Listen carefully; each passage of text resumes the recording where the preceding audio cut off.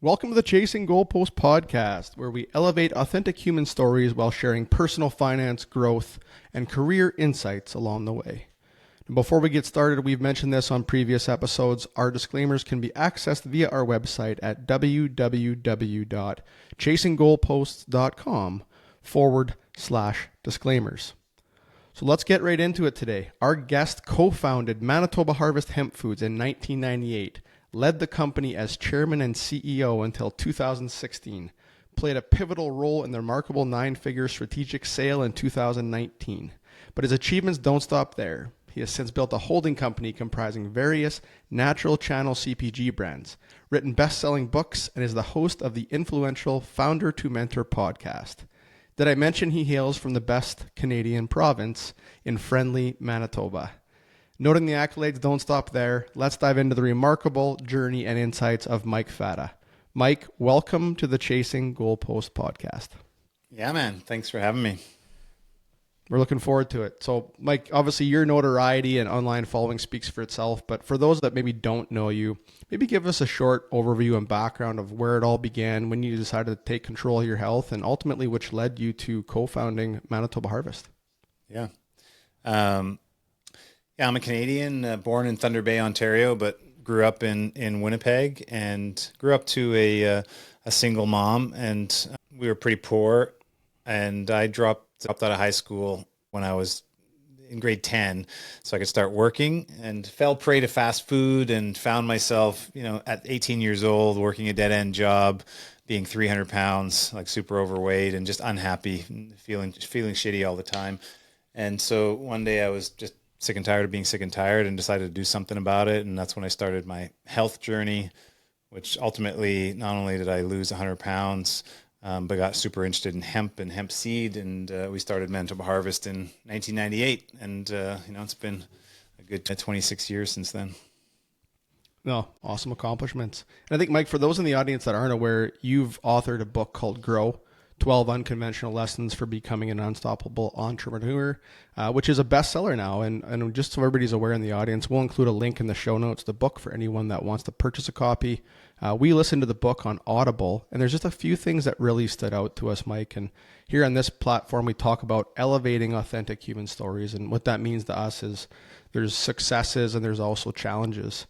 We understand, and, back in 2019, you referenced in the book that within an 8-week time frame, you went from Manitoba Harvest having a 9-figure exit, which is a huge success, but that was overshadowed a little bit by the loss of your mother, obviously, and, the end of a relationship. Can you walk us through that time frame in your life and help us understand what were you thinking? How did you overcome that adversity and, going from the largest exit in your career to ultimately, some challenges in the personal side? Yeah. Well, a lot of entrepreneurs only think about the positive of selling their business one day. You get money in the bank account and you're celebrating and success, but a lot of people don't realize that there's a grieving process that goes along with it, because you're not doing what you're doing anymore, or your business is dead to you, basically. And so, not only did I get the grieving from selling the business, but it just so happened that the stars aligned into a triple grieving process for me, where my ex and I, after 15 years, decided it was time to separate, and my mom passed away unexpectedly, and so I literally went from everything was great overnight to within 2 months. I couldn't show up at the office and talk to my team anymore, or even wasn't allowed in the building. I didn't have my kids every other week, so I didn't have my dad hat on, and I couldn't go and see my mom, and I didn't really get closure because of her sudden passing. So triple whammy, triple grieving, and I was fortunate that I had, over the years, have done a lot of work on myself, like therapy and just becoming my best self. So I took to just digging into monk mode, really, which is a real thing. We're just intensely focused on your day and your sleep and exercise and wellness routine, to give myself time to process that triple grieving. And it took months until I was ready to come out the other side of it. Yeah, that's got to be tough. I mean, you lived and breathed that company for, 2 decades, and then to go from just overnight, all of a sudden that changed quite a bit. So Yeah. Yeah. Interesting. Especially when, things don't always go as planned, right? So then people start leaving. You start seeing things in the company that you go, oh, maybe I could help out with that. No, you can't help out. That time's over. You got to let yesterday die and be the change today. Yeah, a little bit of a helpless feeling for sure. Can relate to that. So in the book Grow, Mike, you also referenced that after the exit, you started to mentor other entrepreneurs, which we think is awesome. But you also experienced a bit of imposter syndrome, along the way. I think all of us, whether we realize it or not, at one time or multiple times in our career, run into imposter syndrome. Can you help us understand what that looked like and felt like for you? Yeah. Yeah, I've come to learn a lot about imposter syndrome, I've realized that it's our mind trying to keep us safe. We have these supercomputers as brains, and they'll do everything impossible to keep you safe, even if that means trying to tell yourself a story that you're not fit or worthy to do whatever you're doing.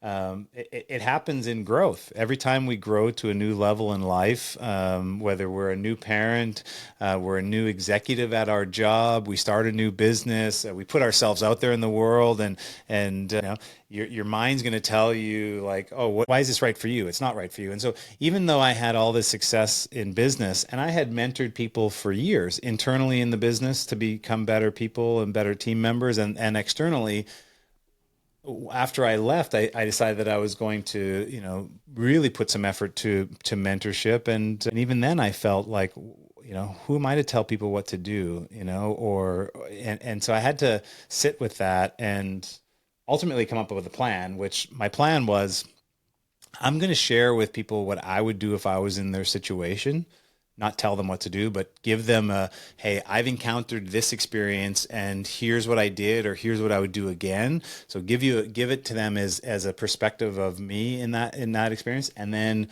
most importantly, not take it personally what they actually ended up doing, because entrepreneurship and just life in general is so individual that sometimes the advice was taken, a lot of times the advice was taken, but sometimes it wasn't. And I made that not a bother to me. That's great. Appreciate that. I think, whether it's imposter syndrome or I think a little bit about this too, that self-sabotage. The minute you get into something, you're like, oh, am I really qualified to make this recommendation or take this role or whatever that is, right? Yeah, but I think that's when I agree, they're both the same thing, I think, but that's when we're almost in autopilot mode, like when we're letting the brain steer. I'm a big believer, like we're not our body, right? And we're not our emotions, and we're not even our minds. And I don't know if you've been through this before, how you feel about it, but in my study, in my practice, like we're the being that can witness what our feelings are and can witness what our mind is thinking, right?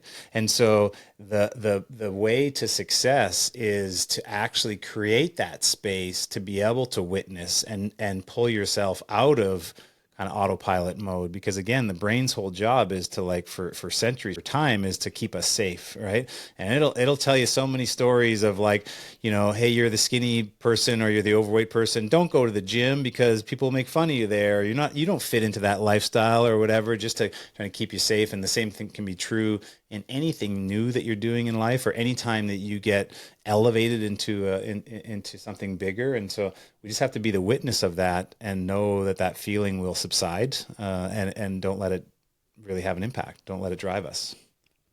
I like that. Be the witness. So you almost have to like sit with it and be aware of it and catch yourself in that self-talk almost. Yeah, and that's where breath work and meditation really, those are the tools to practice to create more space. My learning when I first started doing yoga, like 20 years ago now, I remember the yoga instructor saying, like, breathe your breath all the way into your toes. And I was like, what are you talking about? Like, it was just, it just made no sense to me.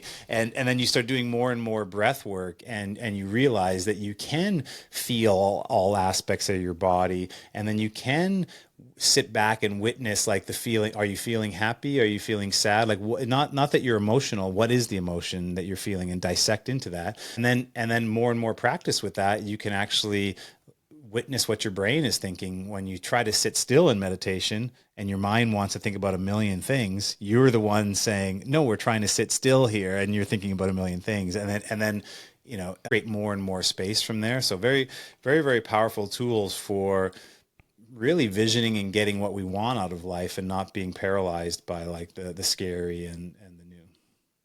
Oh, I appreciate that. I mean, it's funny. We kind of similar to that thought. I mean, I think when we're lots of things going on in our world, and I've done this in my past where you're driving to work and rather than dealing with something, you're just going to throw a podcast on and be like, I'm going to learn today instead of dealing with that. And I had a mentor of mine tell me, hey, why don't you just sit with it for a while and why don't you drive to work in silence and see how that goes? And it was pretty amazing of just like how all of a sudden it's like you gotta confront those issues because there's nothing else going on to kind of distract you. If that makes sense. Yeah. So, Yeah, and we can all feel that like that. That's a great example of autopilot mode. We can actually get ready in the morning, leave the house, drive to the office, and all of a sudden we're like, "Whoa, we're just at the office. How did that all go?" And I don't even recall all that, right? You're doing it subconsciously because you've done it so many times before.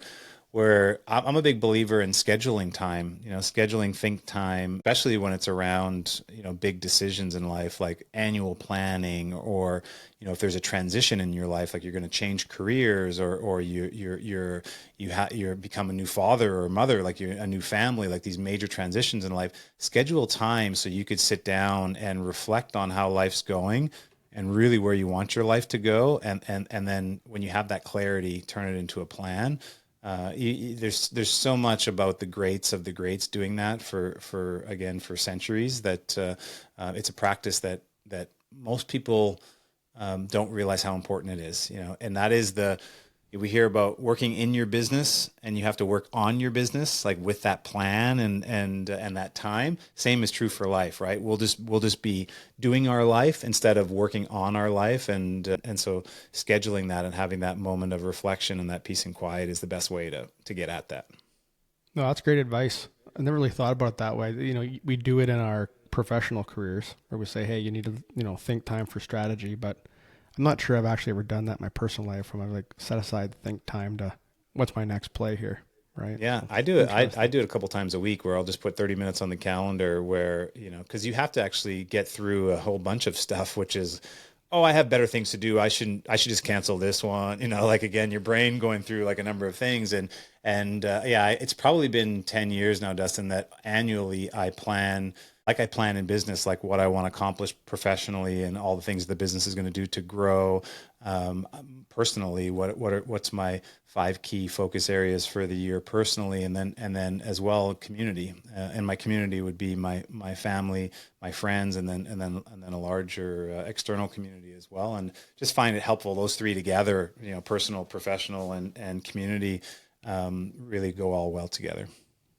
I appreciate that insight and that advice because I actually haven't really been thinking about that on the personal side. So definitely going to take that think time advice and apply it to my calendar moving forward. So thanks for sharing that. I'm sure there's a few people in the audience that are taking notes here too that are going to be throwing a few think time sessions on their calendars in the future. So Mike, here on Chasing Goalposts, we also share personal finance insights, and that includes investing. In addition to taking an unconventional approach to business, I mean, obviously you were building a hemp business before hemp was cool, as I would like to say it. You've also taken a bit of an unconventional approach and you've built a portfolio of natural CPG brand investments. You don't see a lot of people doing that. Would you be willing to walk us through the approach that you have in that investing strategy? Yeah, and I'd say like overall, what I've learned about investments is the more diversified, the better. So I am diversified in my life, and that became more important as we had business sales and I gained a much larger bank account. Because before that, it was really all about my house and like a number of people, right? And so after diversification, it's really what's my lane, and I just can't turn off health personally and professionally. I think about it all day long, and food is the most intimate part of that. So, I not only built $100 million healthy CPG business, but I could see how others their path to grow, especially when it comes to a really established business north of $10 million. So that journey from 10 to $100 million requires significant investment. Usually that's where venture capital investments usually best served, but also, strategy and governance and oversight of someone that's done it before. So I put all that together and thought, okay, well, that's the best part for me. I'm not operating the business, but I could be part of the team and part of the growth and part of the strategy. My investment is well protected because I'm involved in the business and helping the founder grow. And I am well served in that position. Like I'm offering much more than the traditional investor, and so that kind of clarity came to me, and then I set out. You know, it's been 5 years now of building the portfolio. I've talked to thousands of natural product founders, and I invested in nine. We sold Soul Cuisine already, but 9 companies. So I think I'm looking for something that's super special. You know, it starts with great product and then a great founder, like great people. But then the business fundamentals, I have the founder's eye to it. It has to align in a certain way to get me really excited to go all in. Very cool. You've definitely got an unfair advantage in that space, given you've been through it. So I'm guessing a lot of the investors that are in that space probably don't have that same, 2-decade journey through the trenches. So. Yeah, and a lot of investors, especially at the institutional investment, like a venture capital firm, they're money managers. So, they're professional at going through a process to manage money well, take people's money, invest it in the right companies and return, a significant return on investment, hopefully.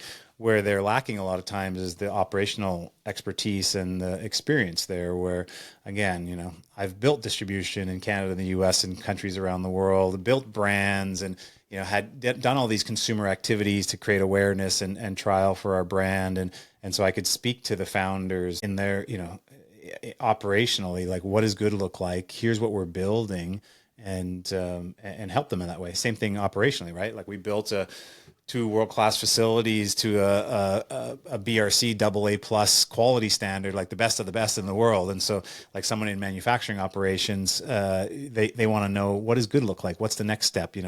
What does that team, how's our team have to grow as the business grows? And yeah, a lot of just institutional investors don't have that experience to offer founders. Yeah, no, that's fair. Well, let's stick with that experience. It's an interesting one. So in your book, you provided insights on growing both personally and professionally, and especially I think you gave the example when you're transitioning from a startup entrepreneur to a CEO along your journey. So drawing upon those experiences, the knowledge you've gained over the 2 decades plus here, if you could give the audience one piece of advice on growing personally or professionally, maybe what would that be? Knowing what good looks like and then putting a plan together to get there. It's really all about the plan. And that's when you say a difference between an entrepreneur and an executive, like a CEO. An entrepreneur is almost like a magician. They're making something out of nothing. Like they're seeing a gap in a product or a business, and they'll do whatever it takes to get that business off the ground. But it changes, especially as the business gets bigger. I'd say 5 million, if not 10 million for sure in annual revenue. You then need to run good process. You need to have a plan, and basically a plan for every aspect of the business, and then act out that plan, and then have feedback that gives you insights from how well you did, and then check and readjust that plan, and then go at it again. Okay. And that sounds simple, but a lot of entrepreneurs would struggle unless they bring talent in around them or have someone that is more of a formal executive trained, and they're trained to always go back to process, always go back to the plan, and how are we doing with the plan. And business is no different than other examples in life. Sports is a great one I love, and also like thought of like military or like personnel and institutions in that regard, because they live by a plan. Every aspect is planned out, and train and sleep and exercise to a plan and do drills and get better at it and watch tape and like, how can we improve and go and readjust the plan and go again and again. That's what business takes to get from, again, that $10 million level to $100 million. It just won't happen without that. No, that's fair. A lot of parallels there between sports, business, and military stuff. So execute the plan and build the plan, execute on it, I guess, and validate it on the back end. So yeah, and get it, and the culture piece is get everyone excited about it, right? Like, and the way you get excited about it is get really, really clear with what the future looks like, and then you have a army behind you literally that wants to go and execute that, or the team is like, we're fired up to win the Stanley Cup or whatever the championship is, the Olympic, the gold or whatever, right? And in business, it's no different. Like the larger that organization, you can't do it all as an entrepreneur like you did when you're in startup mode and there was one person or three people that worked at the company. Now you have 100 or hundreds or more people that work at the business, and you have to show everyone like what the clear vision of the company is, what their part in that success is, and then get them all fired up. And if you do that and you have that aligned, and every team member is rowing in the same direction, that's when that's when the true success becomes, inherent. Like you get good at being successful, not just lucky. Yeah. Well, it's fair. It's sustainable at that point too, I assume, because now you've got an army behind you that's pulling the same rope or rowing the same boat as you're saying in the same direction. So yeah. So let's put that culture piece and that vision piece, I think, a little bit here. So, in your book, you talk about living your best day ever on a daily basis, and it comes up quite a bit in the book. And what does that look like for Mike Fata, and how did you come up with that approach? We're interested in that. Yeah, well, I came up with the best day ever because I was living my worst day ever, and really my mindset at that point changed to the world's not happening to me. I'm happening to the world. I have to take full accountability in what I'm doing, how I'm showing up. And from there, the three pieces of living your best day ever are being your best self, doing your best work, and building your best community. And, again, I started in rock bottom when I was 300 pounds and sick and tired and just feeling crappy all the time. But over 2 or 3 years of focusing on my diet, nutrition, and exercise and learning these healing modalities and doing therapy and all this stuff, I became feeling more like my best self, and that which got me really inspired as we started the business to not only start a business, but build the best business that I could, like be the best at hemp, learn all about it and just be world class at it, be the best at it. And I've taken that same approach to community as well, because I think if you align those three and you really are like operating as your best person, your best self, you're doing your best work, whatever that work is. I don't care if you're an entrepreneur or you're working with an organization, but you're doing the best work. Like you're going to become a subject matter expert at it and just be excellent at it. And then you're building a strong community, both at home and your local community with friends and family, but more of an extended community, whether that's in your industry or however you're building community. Those three things, you get them right, and boy, look out, like it's fireworks, right? So if I look at my day now, like my best self, being my best self, I have a intense focus on health. And I've had that for, the last 25, 30 years, but, now I'm more time wealthy, right? I control my time more. And so I have a good 2.5, 3 hour wellness routine every day that I exercise and meditate, and I do the sauna and cold plunges and red light therapy, and I'll get massages and I'll like on the regular, right? That's really important to me. Same thing with food. Like I eat a mostly organic whole food diet, and I take the time to go and grocery shop and cook that food for myself. Like, so those pieces of being my best me is fundamental. And it's not just because now I'm an exited founder. Like that's always been important to me, and I've done it, but I haven't had the time extent, so maybe it was getting in a half an hour or an hour workout, or running to get the smoothie supply so I could have a healthy snack or a shake or something like that. But now I have more time, so I've really optimized being my best self and then doing my best work. I'm a recovering entrepreneur, so I'm not fit to operate a business anymore, but I'm helping all these founders by investing in them and then offering them strategy and advice. And I feel like that is my best work for the next stage of my career and my next stage of my life. And then building best community. I'm a full-time single dad. I've created a very good situation for my kids, given what was delivered in the last number of years, and then have a more and more extended community as I put myself out on social media and sharing my personal growth story and my learnings for others. And so I feel like, my best day ever that I started out to try to get at 30 years ago when I was living my worst days ever, I'm now fully living it. And like 99% of my time is living in the kind of best day. And I believe that's possible for everybody, right? It's with intention, with a plan, with focus and discipline over time. Thanks for sharing that message, because I think it's so important that we kind of approach life every day with that kind of mentality. And when I was listening to that on Audible, I was like, wow, that's a pretty powerful message. It's a simple message, but it's a powerful message, but it's not easy to execute. So no, it's not. Yeah, it's not easy. It takes a lot of work. It's just so fulfilling when we're fully responsible for ourselves, right? We know, like all too often with, kind of feeling emotional or not sleeping enough, even though we know that we should be, and getting yourself in a negative situation in life, and then all of a sudden it feels like the waves hitting you on the head over and over again.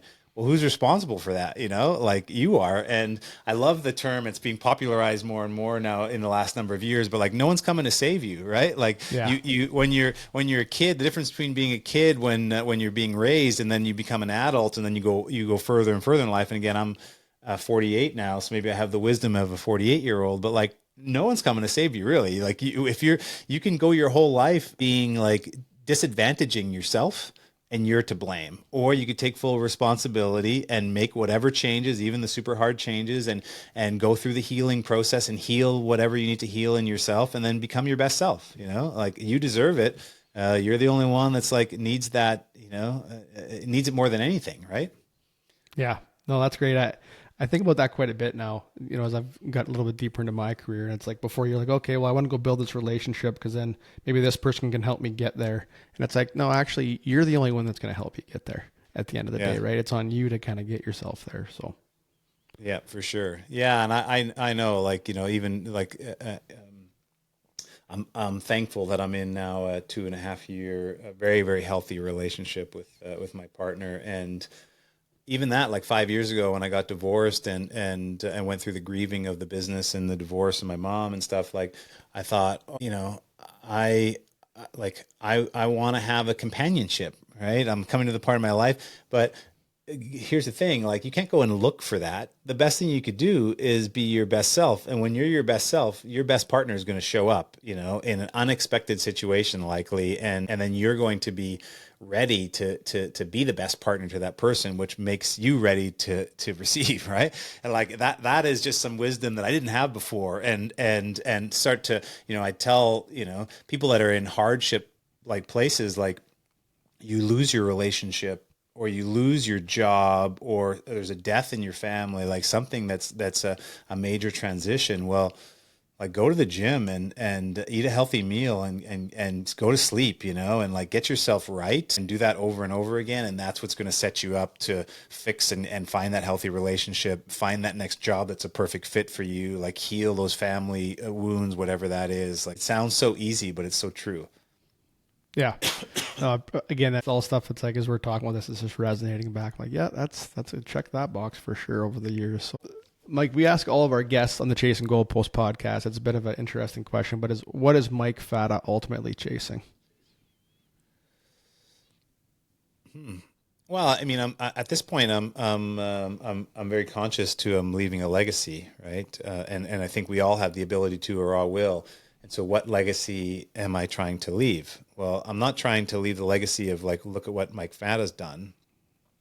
I feel like I've raised my Stanley Cup up, or I'm proud of myself for what I've accomplished. It's not about that to the world. It's really about like, that you can create ultimate success for yourself by being a super great person and being your best self and giving back and forming community and like doing great work. Like I want everyone else to really realize that they can do that and then help empower them to do that, because there's nothing that I like better than winning myself than, watching other people win in their life. Like it wasn't always that way, right? Like when I had my own issues, I was jealous or envious of other people winning, but you get to a place where you really want the best for everybody else. Like that's the legacy that I want to leave. Very cool. Leaving a legacy. That's the first time actually we've heard that on that question. So unique answer for sure, but unconventional answer maybe. But that's it's kind of the pattern here for sure, man. Unconventional, yeah. Unconventional paths do lead to tremendous success. So. Yep, absolutely. So Mike, we've covered a lot of ground here today on the episode. Thanks so much for sharing your time and obviously your story. We're going to reference the book again, Grow. So many parallels that we heard on the platform we know people listening will have value in it. Living an authentic life, noting the journey as the destination. I think you mentioned that in there. Investing in yourself and your dreams, do what lights you up. Back in 1998, not a lot of people were talking about starting a hemp business. So kudos to you for sticking with that, and the exit over 2 decades later. Acknowledging there's a lot of great content that you have online. What's the best platform to connect with you on? Would that be LinkedIn? Yeah, I'm on LinkedIn on a daily basis. So if someone wants to reach out, just send me a note on LinkedIn. Tell me you heard the show, and happy to connect. Also, want to just bring awareness to all things Mike Fata. You can find on my website, which is mikefata.ca. And because some of my mentorship tools, that a toolbox that we have, and my newsletter and podcast and book and stuff can all be found there. Okay, well, yeah, that's great. If you're good with that, we'll link not only your LinkedIn profile, but the book, podcast, website, and the newsletter to the show notes, so people can get quick access to that if that works for you. Sounds good. Let's grow. Let's do it. All right. Thanks again, Mike. If there's anything else that you want to share before we conclude, I'm going to give you the floor. No, thanks for having me. I always love when we're talking about optimizing. How do you optimize, right, in life and business? And so thanks for sharing the message. Yeah, no, thanks for your time. It's obviously great, and wish you all the best moving forward. Thank you.